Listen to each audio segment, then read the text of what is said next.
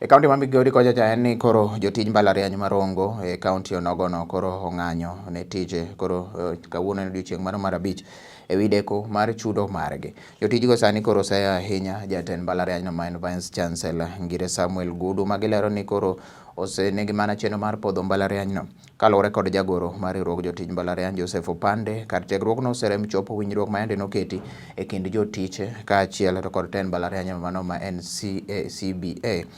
Opande wacho ni telo mar Mbalariany no osebedo mana ka ndiko mana wedegi mondo koro tie e migepe mopogore opogore Mbalariany no. Jotijgo osingo ni koro gibidhi nyime gi tich nyaka winj ywakgi ka jakom mar riwruog jotije UASU bade marongo Gerald Ochieng wacho ni koro biro chung' to kod jowetene. Jopuonjre bende moko koteli kod Edgar Wanyonyi to nosiro jopuonjgi go. We are having so many grievances. Besides the salary as such, the membership are not covered. We lack the medical cover. And so it is between you and your God when you fall sick. This is very unfortunate, especially for members who are serving a big institution like this. We want to direct our information to this council that the university working staff wants the medical cover as soon as yesterday, so that their health can actually be taken care of.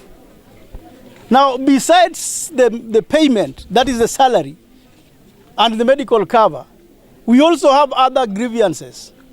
The pension is not up to date. The reviews are not up to date. The deductions are never remitted. NHIF. And so many other things. As we are talking, we are demanding for fair employment factors in this institution.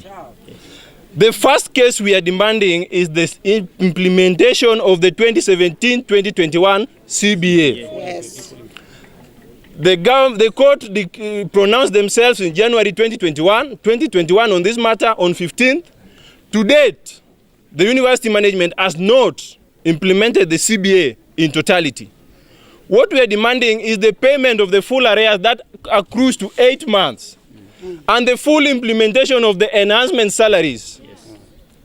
And we can assure you, we are not going to listen to anything less than those issues tabled in the table. Yes.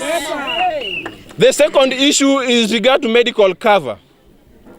The NHIF insurance cover has been in place as it was signed in July 2020.